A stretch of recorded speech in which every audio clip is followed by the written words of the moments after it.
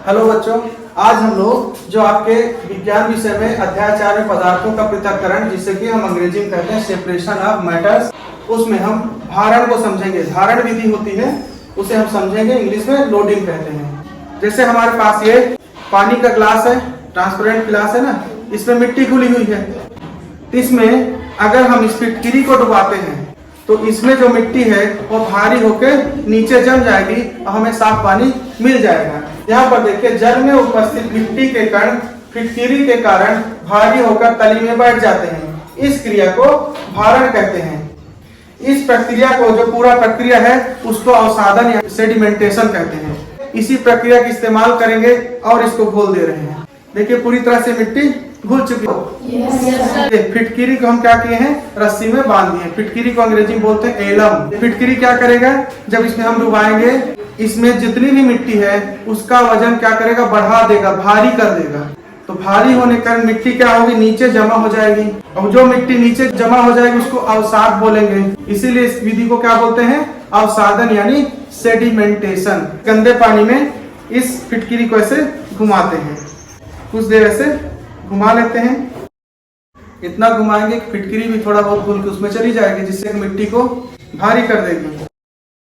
ये फिटकिरी जो है एंटीसेप्टिक का भी काम करती है। अगर कहीं कुछ कट जाता है, खून हल्का फुल्का निकलता है, अगर फिटकिरी रगड़ देते हैं तो खून आना बंद हो जाता है, थक्का जम जाता है जल्दी से और खून बहना बंद हो जाता है।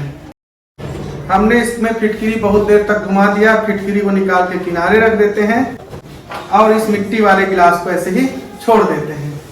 अब फिर इसको देखते हैं, इंतजार करते हैं।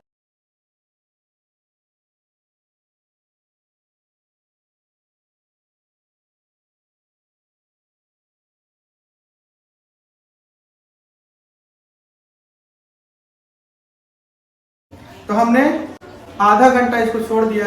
पूरी तरह से गंदा पानी दिख रहा था। इसमें हमने फिटकिरी को डाला।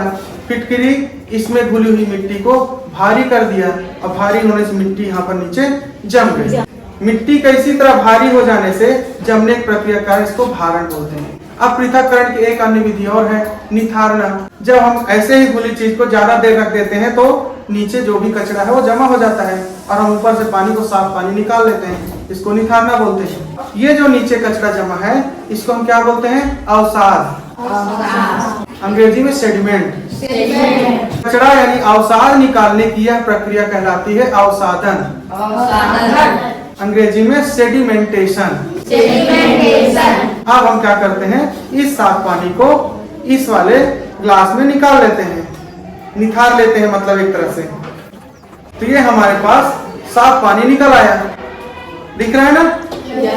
इसमें जो मिट्टी थी वह फिटकिरी के कारण भारी होने से नीचे जमा हो गई।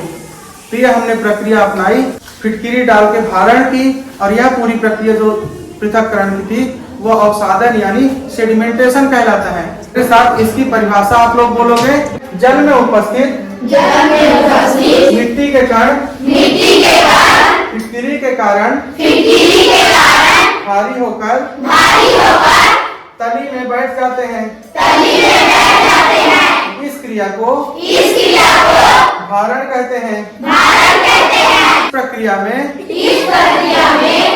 जो मिट्टी या कचरा नीचे अवसाद यानी सेडिमेंट के रूप में जमा हो जाता है।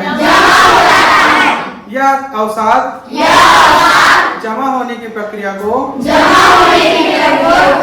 अवसादन यानी सेडिमेंटेशन कहते हैं। इसमें जो शुद्ध पानी मिला उसे हम निथारने की विधि से दूसरे साफ बर्तन में निकाल लेते हैं। आज आप लोगों ने भारण, निथारना, अवसादन और अवसाद को अच्छे से समझ लिया है। तो सभी बच्चों को बहुत बहुत धन्यवाद।